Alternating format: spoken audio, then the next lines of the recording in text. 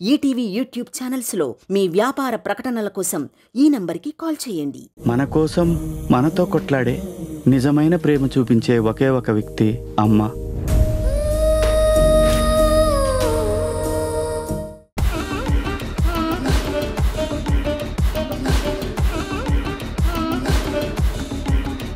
మౌన పోరాటం మౌన పోరాటం. చల్లాయ్, ఏదైతే మురారి చేత అడిగించాలనుకున్నావు అది కాస్త అర్పించేసింది కదా. కర్మ కర్మ అంతా కర్మ అన్నయ్య. మురారి, అమ్మా, నువ్వు నమ్మవు గాని ముల్లుని ముల్లుతోనే తీయాలని, మంటని మంటతోనే ఆర్పాలనేసి ఆ స్వామీజీ నాతో చెప్పి నాతోటే ఆయన చేసిన క్రీంలో మిర్చి పొడి, మిరియాల పొడి కల్పించారు.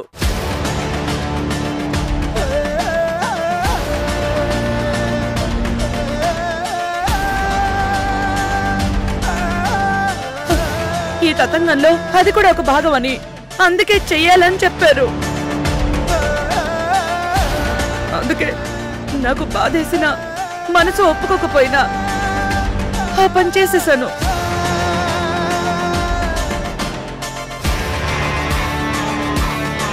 వామ్మో, ఇలా కూడా ఉంటుందా? వీడు అడగటానికి ముందే నిజం నాజుగ్గా చెప్పేసిందిగా. మురారి, నేను కూడా మనిషినేరా. బాధ వేస్తోందని ఆ స్వామీజీ మాటలు వినకపోతే గండం ముంచుకొస్తుందని చెప్పారు.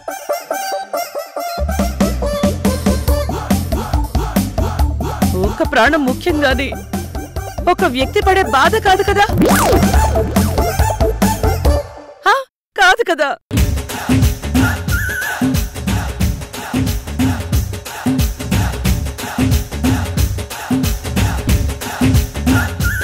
ఆ స్వామీజీ చెప్పినట్టు ఇప్పుడు బాధ కాస్త తగ్గింది కదూ. నాన్న రాత్రి కొంచెం ఇబ్బంది పడ్డాడు కానీ ఇప్పుడు పర్లేదమ్మా. అయిపోయిందిగా. ఆ తాంత్రికుడు బేతాళుడు అందరూ ఈ దుర్గలో పూనినట్టు అసలెవ్వరినీ మాట్లాడనివ్వట్లేదు కదా. ఆ రోజుల్లో మహానటి ఒకరైతే ఈ రోజుల్లో నువ్వే అత్తయ్య.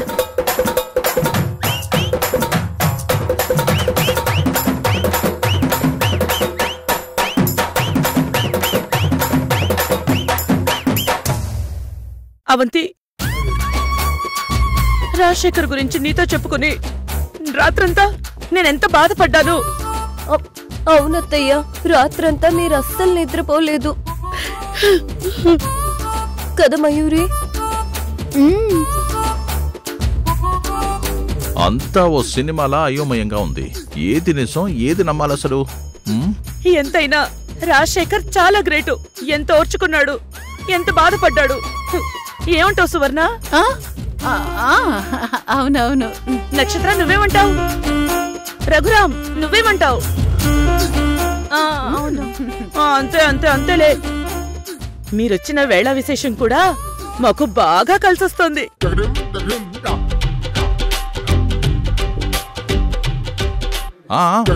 అంతే అంతే. అమ్మా, చాలా సంతోషం అమ్మా.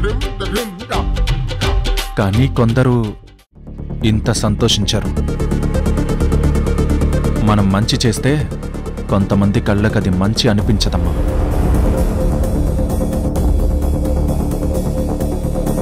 వచ్చిన వాళ్ళు ఊరుకోకుండా గిల్లుతూ ఉంటారు ఏదో మాట్లాడమని. ఏం జరిగింది మురారి? ఏం లేదులేమ్మా. ఇప్పటికైనా కొంతమందికి బుద్ధొస్తే సరే.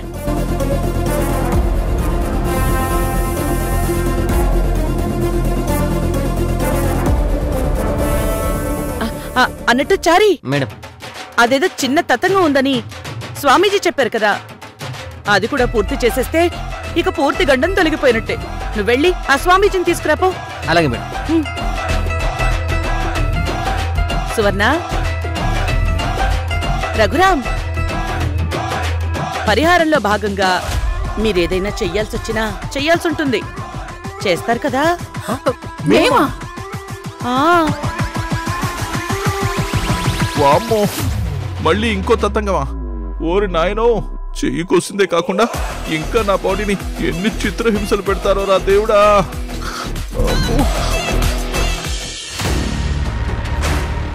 అత్తయ్య, ఈ దుర్గ ఏం చేస్తుంది? ఎందుకిలా నమ్మిస్తుంది? మనల్ని అందరినీ పిచ్చి వాళ్ళని చేసి నమ్మిస్తుంది. ధూపాలు వేస్తే పాపాలు పోతాయట, రక్తపు బొట్టు రాలితే శాకిని, మోహిని, డాకిని శాంతిస్తాయట. ఎవరత్తయ్య వీళ్ళందరూ? వాళ్ళెవరో నాకు మాత్రం ఏం తెలుసు? నాకు తెలుసమ్మా. భూతశాస్త్రాన్ని నమ్మేవాళ్ళు దెయ్యాలకు అలా పేర్లు పెట్టారన్నమాట. కథల పుస్తకాల్లో చదవడమే కానీ నిజంగా దెయ్యాల్ని నేనెప్పుడు చూడలేదు. అబ్బో రఘురామ్, ఈ తాంత్రికుడెవరో నిజంగా దయ్యాలు చూపించేలా ఉన్నాడు. ఆ పొగ వల్ల కళ్ళు మంటలు, కొరడా దెబ్బల వల్ల ఒళ్ళు మంటలు, ఒళ్ళంతా హూనమైపోయింది. ఈ తంత్రాల నుంచి, ఈ టార్చర్ నుంచి ఎలా తప్పించుకోవాలని నేను ఆలోచిస్తుంటే ఇంకన్నీ ఫలిస్తున్నాయి. అందుకే దాస్ అప్రూవర్ గా మారాడని దుర్గ చెప్తోంది. గూడెం నుంచి వచ్చిన మనిషి ప్రొఫెసర్ అయింది. ప్రొఫెసర్గా కాలేజీ నుంచి తీసేసేపాటికి మళ్ళీ ఆ గూడెపు ఆలోచనలు దుర్గకొస్తున్నాయా?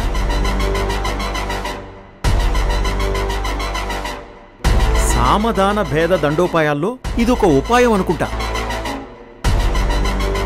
కాస్త అర్థమయ్యేలా చెప్పండి మావయ్య. సామ అంటే పరిస్థితుల్ని చక్కగా వివరించి సమస్య పరిష్కారం అయ్యేలా చూడ్డాం. దీన్ని సామోపాయం అంటారు. దానం అప్పటికీ నెరవేరకుండా ఆ సమస్య అలానే ఉంటే డబ్బిచ్చి కానీ ఇతరత్రా ప్రలోభాలకు వారిని ఎరవేసి సమస్యని క్లోజ్ చేయటం. దీన్ని దానోపాయం అంటారు. భేదం బుద్ధిబలం ఉపయోగించి సమస్య వచ్చిన వాళ్ల మధ్య అంతఃకలహాలు సృష్టించి విధిలేని పరిస్థితులు క్రియేట్ చేసి ప్రాబ్లం సెటిల్ అయ్యేలా చేయడం.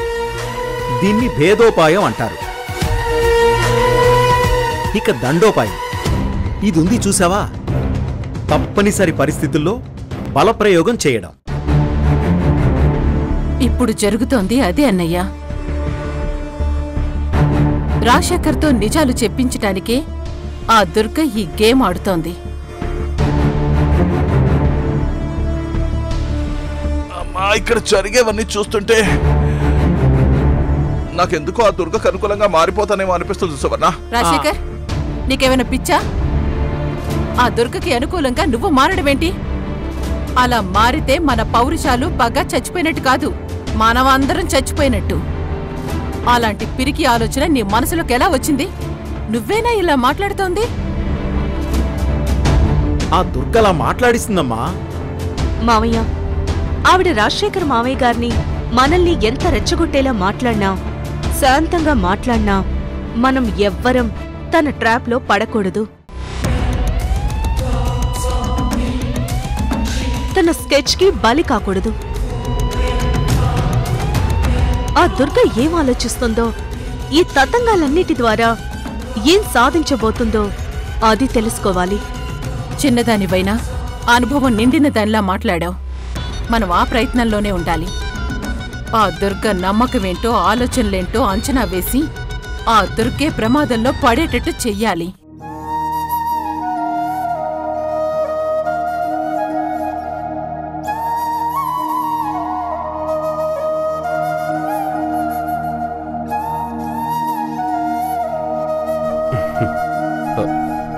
ద్వారకా, కాకి యూనిఫామ్ నీ ఒంటి మీదకి రాగానే నీలో ఒక ప్రౌడ్ ఫీలింగ్ కనిపిస్తోంది. ఎక్కడ నీ కాన్ఫిడెన్స్ కనిపిస్తోంది? అదే కదమ్మా పోలీస్ అంటే. నేను యూనిఫామ్ వేసుకోగానే ఈ దేశాన్ని కాపాడే సోల్జర్ కంటే ఎక్కువగా నేను గర్వంగా ఫీల్ అవుతానమ్మా. ఈ కాకి యూనిఫామ్ కున్న పవర్ అలాంటిది. నిజమే. సరే, పాలు తాగు.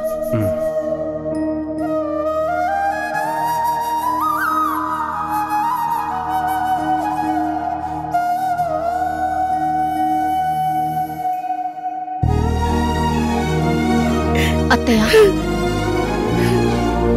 ద్వారకా బావ గుర్తొస్తున్నాడా? మర్చిపోతే కదా మయూరి గుర్తు చేసుకోవడానికి.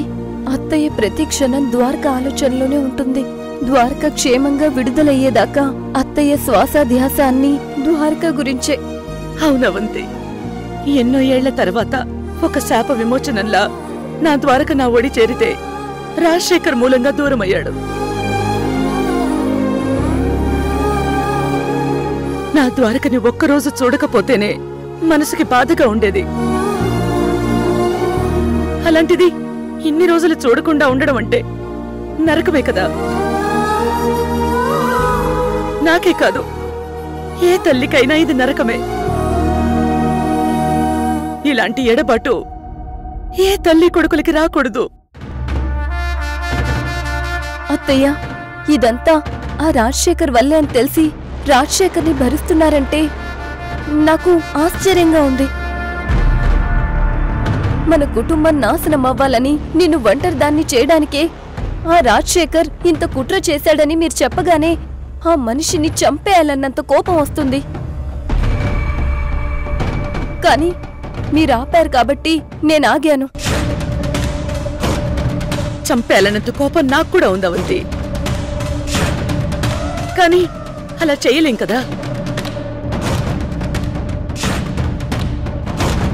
చావు ఎలా ఉంటుందో, చావు ముంచుకొస్తున్న భయం ఎలా ఉంటుందో ఆ రాజశేఖర్కి చూపించడానికే ఈ పరిహారాలన్నీ నిజమని నమ్మిస్తూ చిత్రహింసలకి గురిచేస్తున్నాను.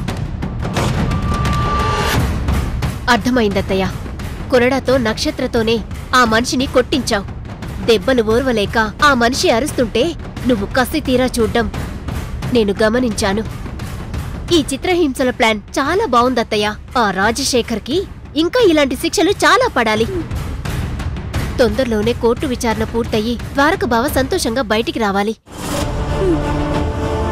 ద్వారక నిర్దోషాన్ని నిరూపించడానికి మన దగ్గర అన్ని ఆధారాలు ఉన్నాయి. కీలక సాక్షి నానాజీ మన దగ్గరే ఉన్నాడు. ఏ చట్టంతో అయితే మనని ఇరికించాడో ఆ చట్టమే ద్వారకని గౌరవంగా విడుదల చేస్తుంది. రాజ మర్యాదలతో నా బిడ్డని తీసుకొస్తుంది. తనెంతో ప్రాణంగా ప్రేమించే పోలీస్ డ్యూటీలో మళ్లీ జాయిన్ అవుతాడు. స్వయంగా డిపార్ట్మెంటే తనకి స్వాగతం పలికేలా చేస్తాను. చాలా సంతోషం అత్తయ్య. అన్నట్టు ఆ జై బేతాళ అంటూ ఆ తాంత్రికుడు నెక్స్ట్ చూపించే తంతేంటో చాలా ఇంట్రెస్టింగ్ గా ఉంది. చెప్తాను మయూరి.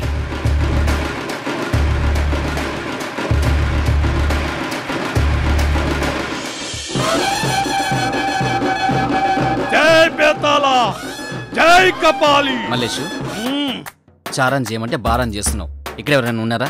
అందరు వచ్చిన తర్వాత పర్ఫామ్ చేయి. రంగస్థల నటుణ్ణి, ఇలాగే ఉంటది, జీవిస్తా. ఇదే పర్ఫార్మెన్స్ అందరు వచ్చిన తర్వాత చెయ్యి. జీవించు. జై బేతాళ ప్రసన్న, జై కరాలి ప్రసన్న, దుష్ట రక్షక ప్రసన్న, జై కవాలి ప్రసన్న, జై కరాలి ప్రసన్న. ఎక్కడైనా పరిహారాలంటే శ్లోకాలు వినిపిస్తాయి, ఇక్కడ శోకాలు వినిపిస్తున్నాయి. ఈ భూతాల స్వామి ఇప్పుడు ఏం జరిపిస్తాడు? రాజశేఖర బాబుని ఇంకెంత ఏడిపిస్తాడు? జై బేతాళ ప్రసన్న, జై కరాలి ప్రసన్న, జై బేతాళ, జై బేతాళ, జై కపాలి. నాయనా, అయ్యగారిని ఆ బేతాళుడు పిలుస్తున్నాడు, వెళ్ళి తీసుకురండి. ఇప్పుడే తీసుకొస్తాను స్వామి. జై బేతాళ. అత్తయ్య, ఇంతకిప్పుడేం ప్లాన్ చేశారో చెప్పండి అత్తయ్య. ముందే చెప్తే ఇంక థ్రిల్లే ఉంటుంది అవంతి. కాసేపట్లో కళ్ళారా నువ్వే చూస్తావు కదా. ఇక్కడున్న అందరూ చూస్తారు. నాకైతే చాలా హ్యాపీగా ఉంది అత్తయ్య. సరే పదండి. జై బేతాళ ప్రసన్న, జై కపాలి ప్రసన్న, జై బేతాళ ప్రసన్న. స్వామి తీసుకొచ్చా. ఇలా రా నాయనా. అక్కడక్కడ.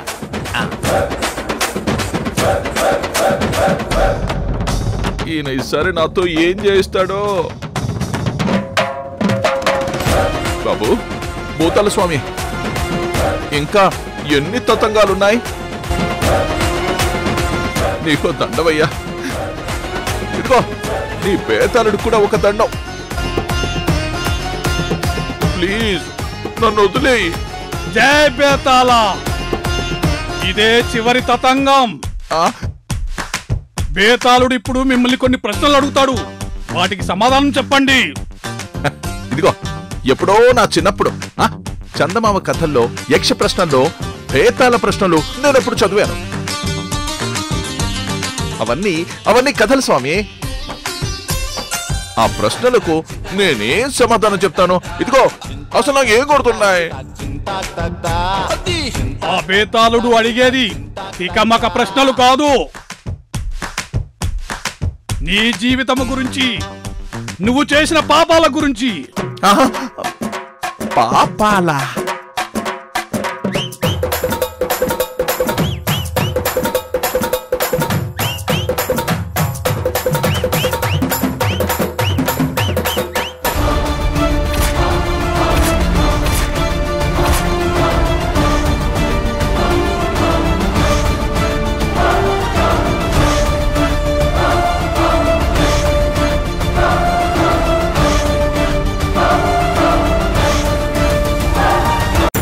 వదలని విక్రమార్కుడు చెట్టు వద్దకు వెళ్లి శవాన్ని దించి భుజాన వేసుకొని ఎప్పట్లాగే మౌనంగా శ్మశానానికి నడిచి వెళ్తుంటే శవంలోని బేతాళుడు చిత్ర విచిత్రమైన ప్రశ్నలు అడగడం నేను కథల్లోనే చదివా, ఇప్పుడు చూస్తున్నా. ఇక్కడ నేను శవమయ్యేలా ఉన్నాను. చేసిన పాపాలు ఒప్పుకోలేను, చేయలేదు అని చెప్పలేను. ఏం చేయాలి? స్వామి, ఈ పరిహారాల వల్ల అన్ని శుభవార్తలే వింటున్నాం. నా ద్వారక నిర్దోషిగా బయటికొస్తాడని, రాజశేఖర్కి ప్రాణగండం తప్పుతుందని నాకు నమ్మకం వచ్చింది.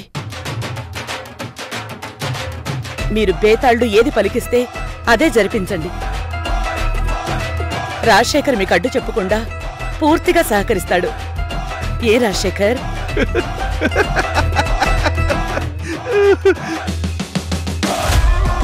అవును దుర్గా, అవును. స్వామి, ఆ భేతాళ ప్రశ్నలేవో అడగండి. మా మావయ్య గారు వెంటనే చెప్పేస్తారు. ఏ ప్రశ్న వెయ్యాలో ఆ బేతాళుడే నాతో పలికిస్తాడు. జై బేతాళ, జై కపాలి. వీడికేం తెలుస్తాయో ఆ బేతాళుడు ఏం చెప్తాడో. అయ్యో, సరిగ్గా 25 ఏళ్ల క్రితం నువ్వొక స్త్రీపై మోజుపడి తనకి ద్రోహం చేసి తనని హత్య చేయడానికి పూనుకున్నావు. ఇది నిజమేనా?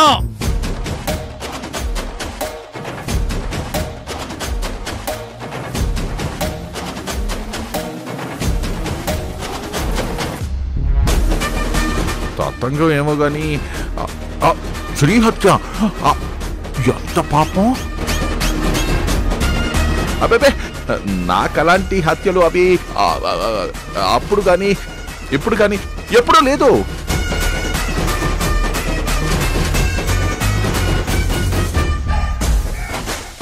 జై బేతాళ, సరిగ్గా కొన్ని రోజుల క్రితం నిన్ను నమ్మిన ఒక స్నేహితుణ్ణి మోసం చేశావు, మట్టి కరిపించావు.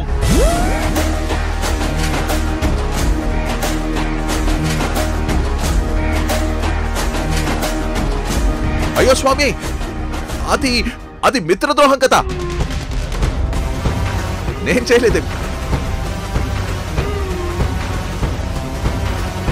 అది కూడా పాపమే కదా. ఇకో నా చేతులతో చంపడమా? ఇకో చీచి. జై బేతాళ, నువ్వన్నీ అబద్ధాలే చెప్పావు. ఇక నీ పాపాన్ని నువ్వు ఒప్పుకోవని అర్థమైపోయింది. ఇక నీకు ప్రశ్నలు అవసరం లేదు. అదే వద్దు స్వామి. ఇదిగో నేనేం అబద్ధాలు చెప్పలేదే. మీ ప్రశ్న తతంగాలన్నీ పూర్తయిపోయాయి కదా, ఇక నేను లోపలికి వెళ్ళిపోతాను. ఆగు. అయ్యో, పూర్తయితే స్వామీజీ చెప్తారు కదా రాజశేఖర్, ఎందుకంత కంగారు? వీడు వదిలినా దుర్గ వదిలిపెట్టేలా లేదు కదా. నిన్న కొట్టిన దెబ్బలే ఇంకా నొప్పి పడుతున్నాయి. ఏం హింసలో ఏంటో. ఇప్పుడే తతంగం స్వామి. జై బేతాళ, బేతాళుడికి చాలా ఇష్టమైనది ఆట పాట.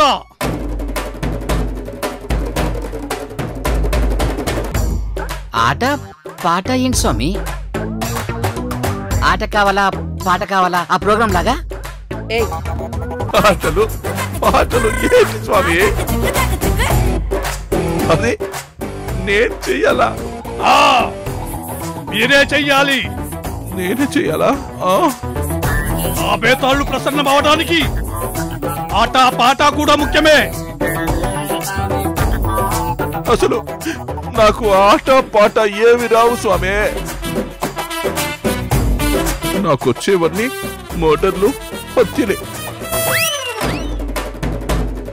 ఎప్పుడో కాలేజీ రోజుల్లో ఆడి పాడుంటాను, ఇప్పుడు లేదే.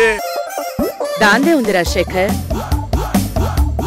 పూనుకు వచ్చి జాతరలో ఊగినట్టు, బట్టలుతికి ఆరేస్తున్నట్టు ఏదో ఒకలాగా ఆడి ఆ బేతాళుణ్ణి ప్రసన్నం చేసుకో.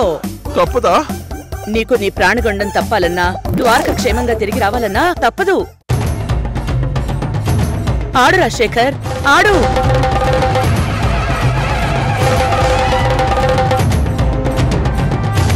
రాజశేఖర్ ఆగు. కాలికయ్యే గాయం కంటే ప్రాణం ముఖ్యం కదా రాజశేఖర్. ఇక నీ ఇష్టం. సరే దుర్గా, ఎన్ని భరించిన వాణ్ణి ఈ తతంగం మాత్రం ఎందుకు కాదంటాను?